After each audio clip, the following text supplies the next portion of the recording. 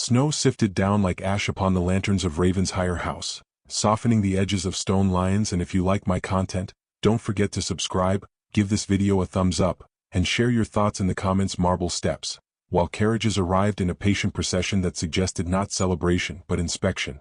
Within, chandeliers blazed above a polished sea of parquet, and the orchestra persuaded the air into waltz. Ladies shimmered like frost under candlelight, gentlemen stood in dark constellations of wool and pride. It was said that nothing imperfect could endure such brightness for long. She entered without announcement, as women of reduced fortune must, slipping through the doors between laughter and perfume, hoping to be mistaken for furniture until the music ended. Her gown had been mended with patient hands. Lace thin to honesty clung to her sleeves. A single pearl rested at her throat, inherited, not fashionable. She paused beneath a gilt mirror, not to admire herself, but to rehearse invisibility. Already whispers threaded the air around her like fine, cutting wire. "Who invited her?" a lady murmured behind a painted fan. "Obligation," another replied. "Pity travels faster than pedigree." The young woman inclined her head as though the remarks were compliments, and drifted toward the margins where palms and porcelain urns pretended to offer shelter. She watched the dancers with a careful, generous gaze, as if joy were a language she understood but did not presume to speak tonight. A footman passed with crystal flutes. She declined with gratitude that felt like apology. Across the room, conversations bent subtly as reeds bend toward a colder current. The subject was not her alone, but the quiet authority moving among the guests like a shadow with a pulse. Duke Alexander Ravenshire stood near the mantel, speaking little, observing much. His expression was composed to the point of austerity, as though emotion were an extravagance he had long ago dismissed from the estate. People laughed a shade louder near him, as if mirth might earn permission to exist. She felt his presence before she saw him, the way one senses winter through a closed window. When their eyes met by accident across the parquet, she looked away at once, unsettled by the peculiar steadiness of his attention. He did not smile. He did not frown. He merely knew where she stood. A gentleman with a carnation at his lapel approached her from the side, carrying confidence like a borrowed coat. His greeting was courteous, his bow adequate, his gaze too intimate for a stranger. He asked for the honor of a turn about the floor, and when she declined, he persisted with a joviality that ignored her refusal. The music swelled obligingly as though eager to disguise discomfort. "I insist," he said lightly, fingers closing over her gloved wrist. "One dance cannot wound you." "It is not the dance that troubles me, sir," she answered, voice gentle as snowfall, "but the insistence." He laughed, a small public performance, and guided her toward the balcony doors under the pretense of air. Several nearby guests observed with interest sharpened by boredom. She tried to free her hand without creating a spectacle. Dignity, she knew, was a woman's last defense when strength failed her. The glass panes breathed frost. Beyond them, the garden lay silver and indifferent. "Do not be dramatic," he murmured, leaning closer than courtesy allowed. "No one will notice." But someone did. A voice, low and unadorned, entered the space between them with the authority of a verdict. "Get away from her." The words did not rise above the music, yet the orchestra faltered as if struck. Conversations fell like dropped fans. The gentleman's grip slackened at once. She turned, startled, and saw the Duke standing a measured distance away, his gaze fixed not on the offender, but on her, as though she were the only fact that required attention. Silence spread outward in careful rings. The gentleman stammered a protest that dissolved under the Duke's stillness. No accusation followed, no threat, no explanation. The command had been sufficient. Guests pretended to study the ceiling, the chandeliers, their own gloves. The air acquired a different weight. The Duke extended his arm with formal restraint. "If you would permit me," he said, his tone courteous enough to be mistaken for ordinary civility. She placed her hand upon his sleeve because there was nothing else to do that would not break. Together they crossed the ballroom, not hurried, not slow, a deliberate passage through curiosity. Faces turned and quickly away, whispers bloomed and withered. She could feel the scrutiny like cold rain upon her back, yet beneath it ran an unfamiliar current of safety. "Your Grace," she began, uncertain how gratitude should sound in such a moment. "Say nothing," he replied quietly. "You owe no one a performance." They stopped near the orchestra where the music struggled back into rhythm. He did not release her at once. For a heartbeat that felt indecently long, they stood as though the world had narrowed to the distance between two breaths. His expression remained composed, but something intent lived behind it, watchful and unyielding. Around them, society resumed its glittering pretense. Laughter returned in cautious measures. Fans fluttered. Someone exclaimed too brightly about the weather. Yet the memory of the command lingered, suspended over the parquet like a chandelier that might fall. She withdrew her hand gently. "You have been very kind," she said, the words insufficient and therefore honest. "I have been accurate," he answered. She did not understand him, and the not understanding unsettled her more than the rescue. As she stepped back into the crowd's indifferent tide, she felt his gaze follow, not possessive, not curious, but certain. It was the certainty that troubled her, as though he had intervened not from impulse, but from knowledge she did not share. When at last she reached the shelter of the palms again, her pulse had steadied, but the room had altered irrevocably. Guests watched her with a new, speculative interest, as if she had become a question they were impatient to solve. Across the floor, the Duke resumed his place by the mantel, composed as before, yet the space between them hummed with an unspoken thread.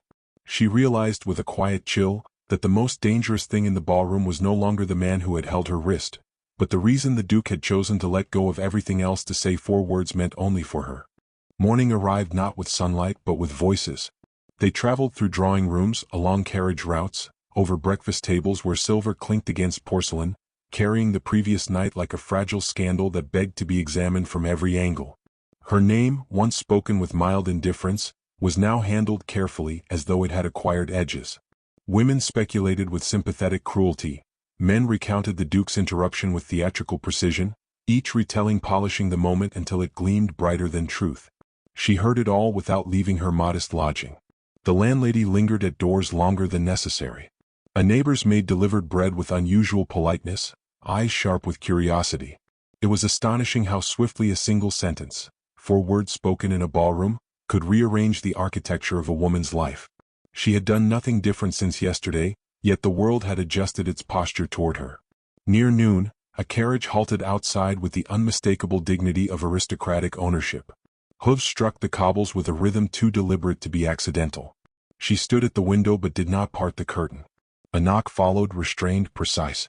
When she opened the door, a uniformed footman bowed and presented a small velvet box resting upon a silver tray, accompanied by a folded card sealed with dark wax. "No message, miss," he said. "Only this." Her hands trembled as she accepted it. The box was old, the velvet worn smooth at the edges by years of careful handling. Inside lay a cameo brooch carved from pale shell, a woman's profile etched with exquisite delicacy, framed in gold that had deepened to honey with age. The card bore only a single line in firm, disciplined handwriting. For protection, not adornment.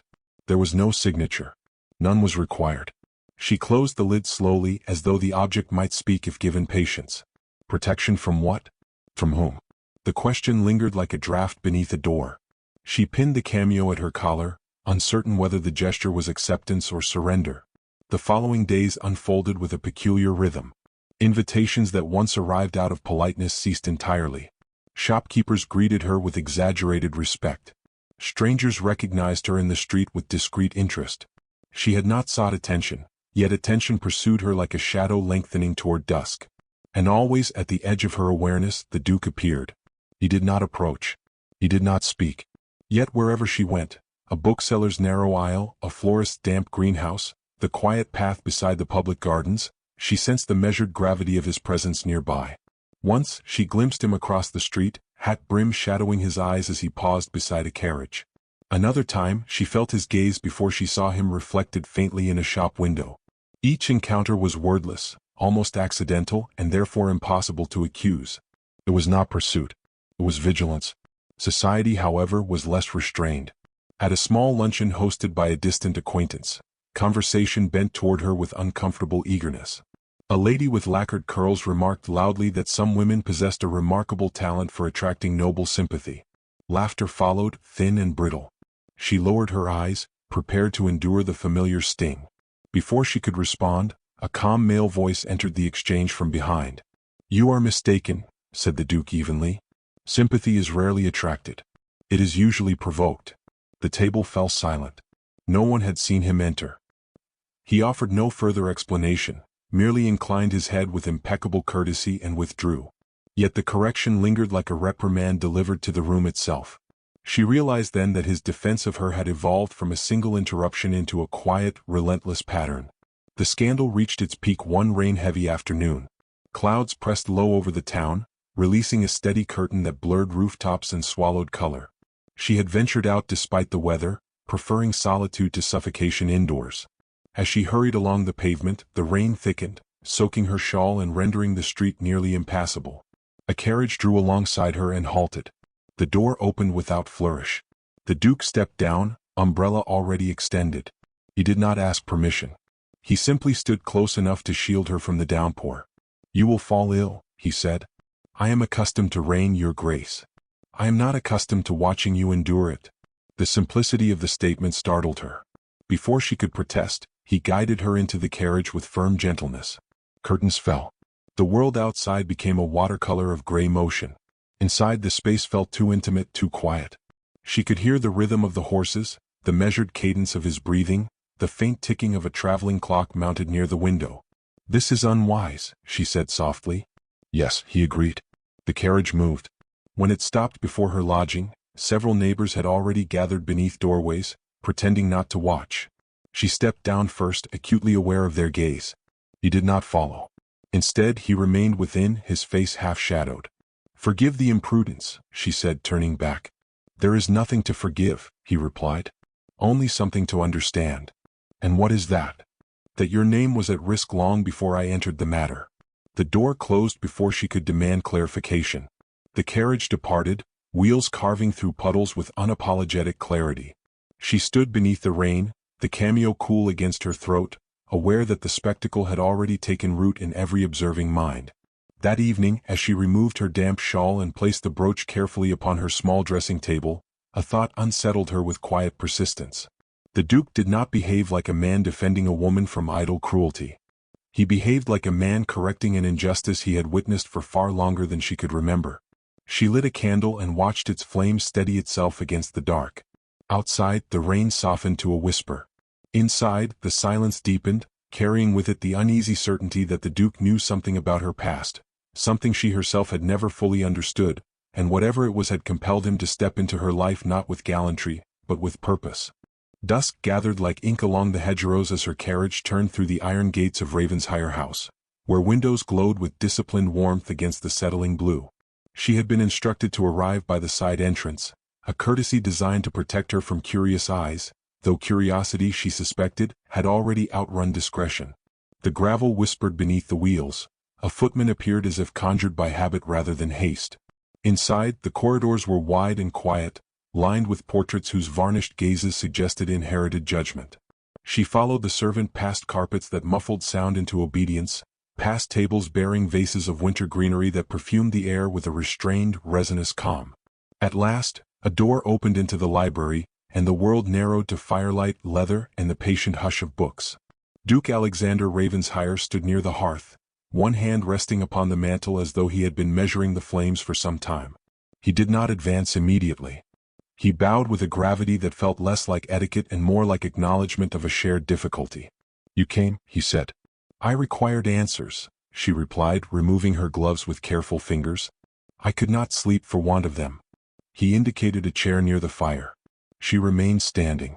The silence between them held not discomfort, but concentration, as if both were choosing words that would not betray the seriousness of the hour. Rain tapped gently at the tall windows, a soft percussion that steadied her pulse. "You have altered my life without explanation," she said at last. "I am grateful for your interventions, yet gratitude without understanding becomes a burden." He inclined his head. "Then let us relieve you of it." She watched him closely, searching his composed expression for some tremor of uncertainty. There was none. Only a quiet resolve that suggested he had rehearsed this conversation in solitude. "I have observed you for some months," he began. "Not in impropriety but in attention. I saw how rooms adjusted themselves around you, how kindness was offered as spectacle, how cruelty hid behind courtesy.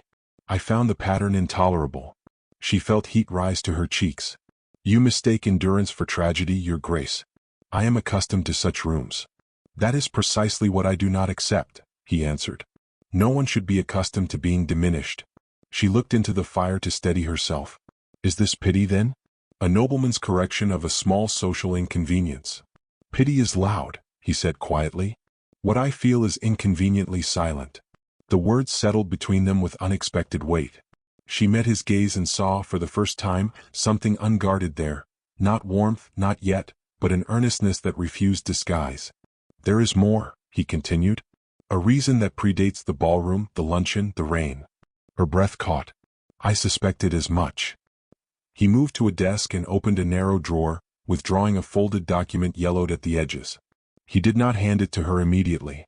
Instead, he spoke with measured care, as though each sentence were a step across uncertain ground. Years ago, before I inherited this title, I was reckless in ways youth forgives and fate does not. My horse threw me along a ravine road during a storm. I would have bled into the mud had a passerby not found me and carried me to safety. She listened, puzzled by the direction of his memory. That passerby was your father, he said. The room seemed to contract around the firelight.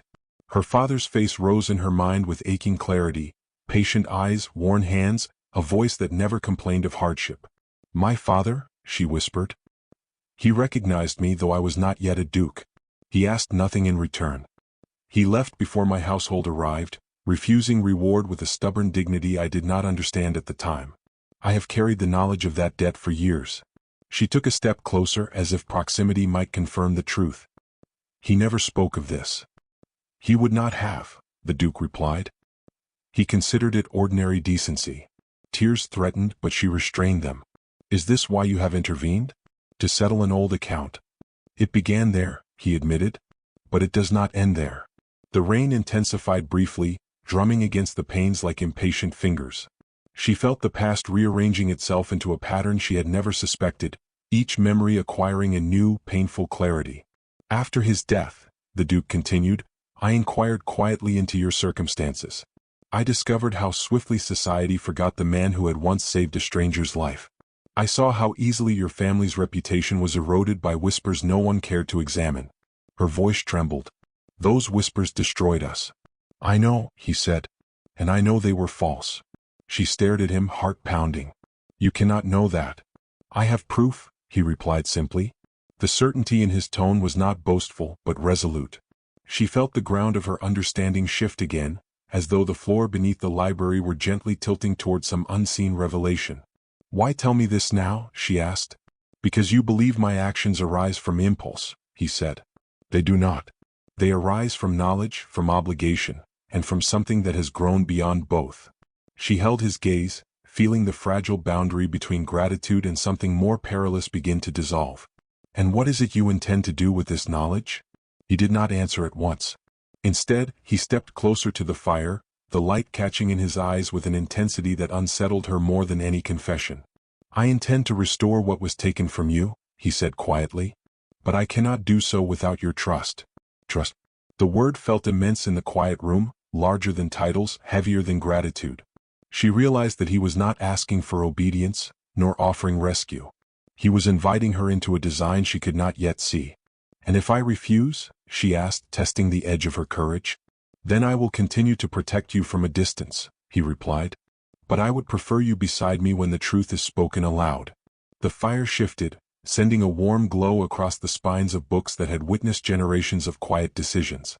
She felt the weight of her father's unseen kindness, the burden of years lived under false judgment, and the strange, steady presence of the man before her, who seemed determined to rewrite a history she had long accepted as fate. She drew a slow breath. You ask for much, Your Grace. I ask for patience, he corrected gently. The rest will follow. Outside, the rain softened again as if the night itself were listening. She understood, with a clarity that frightened and steadied her at once, that this conversation had altered the direction of her life as surely as his command in the ballroom.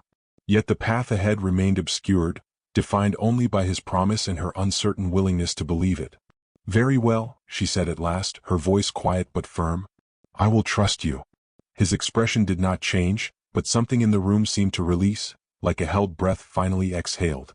And in that fragile stillness, she sensed that whatever truth he intended to unveil would not merely clear her name, it would expose a past far more deliberate and far more dangerous than she had ever imagined. The ballroom glittered with a familiarity that felt almost cruel. Chandeliers burned with unwavering confidence, reflecting in mirrors that multiplied the spectacle into something inescapable. Conversations drifted like perfumed smoke, and the orchestra tuned its instruments with polite impatience. She entered alone, aware that every glance carried recognition sharpened by recent rumor. The cameo rested cool against her collarbone, a quiet weight that reminded her of promises not yet fulfilled. Whispers followed her progress across the floor, neither concealed nor openly hostile, but measured, expectant. Some guests regarded her with curiosity, others with a skepticism that bordered on accusation. She felt neither small nor bold, only steady, as though the events of the past days had settled her into a new posture she did not yet fully understand. The host greeted arrivals near the grand staircase, laughter practiced and bright. Ladies gathered in strategic clusters, their fans fluttering with restless calculation. Gentlemen adjusted gloves and opinions with equal care. She paused near a column wrapped in winter greenery and allowed the room to observe her without flinching. A subtle shift moved through the crowd like a change in air pressure. Conversations faltered mid-sentence. Heads turned toward the entrance with synchronized curiosity. She did not need to look to know who had arrived. The awareness traveled through her before sight confirmed it. Duke Alexander Ravenshire entered without haste, his presence commanding attention not by volume, but by inevitability. He acknowledged no one at first. His gaze moved across the room with deliberate calm until it found her, and then it stopped as though it had reached its intended destination. He crossed the ballroom floor directly, ignoring the host's extended hand and the murmured greetings of nobility who were unaccustomed to being overlooked. The space parted before him without instruction. She felt the collective scrutiny intensify, yet beneath it an unexpected calm anchored her. When he reached her, he bowed. It was not a shallow courtesy, nor a theatrical gesture. It was a full, dignified inclination offered with unmistakable respect. A hush rippled outward, sharper than any gasp. A duke did not bow so to a woman of uncertain standing. The act rearranged the room's hierarchy in a single, silent movement. "May I have the honor of this dance?" he asked. Her voice, when it emerged, surprised her with its steadiness. "You may, your grace." They moved onto the floor as the orchestra stumbled into a waltz. Every eye followed. She felt the measured strength of his hand at her back, the controlled guidance of his steps. The music seemed secondary to the spectacle unfolding in quiet defiance of expectation. "They will remember this night," he said softly, his words meant only for her, but not for the reason they imagine. She met his gaze. "You invite scandal with admirable composure." "I invite correction," he replied. They turned gracefully beneath the chandeliers, their movements precise, dignified, unhurried. Around them, whispers intensified into a low, constant murmur. Some faces held disbelief, others poorly concealed disapproval. She realized that he was not merely dancing with her. He was presenting her, placing her in the center of the very society that had relegated her to its edges. Midway through the dance, the music softened and he spoke again. "When this ends, I will address the host." She understood immediately. "You mean to announce something?" "Yes." "Without my consent?" He regarded her carefully. "With your trust." The waltz concluded to scattered, uncertain applause. He did not release her hand. Instead, he guided her toward the host, who attempted a smile that failed to disguise alarm. "Your Grace," the host began, voice overly bright, "what an unexpected pleasure." "I wish to make my intentions known," the Duke said calmly, loud enough for the surrounding guests to hear. "I am formally courting this lady." The words settled like a stone dropped into still water.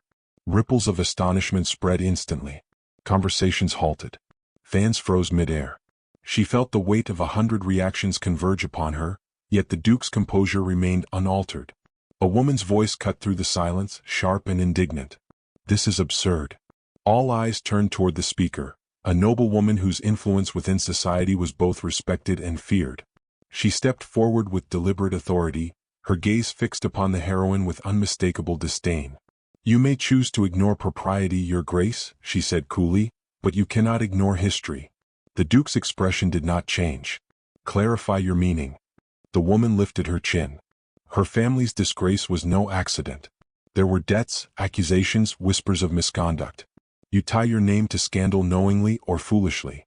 A tremor passed through the crowd. The old rumors, long unchallenged, surfaced eagerly, fed by the promise of public spectacle. She felt the familiar sting of humiliation rise again, threatening the composure she had fought to maintain. Before she could speak, the Duke stepped slightly in front of her, not shielding, but positioning himself between accusation and response.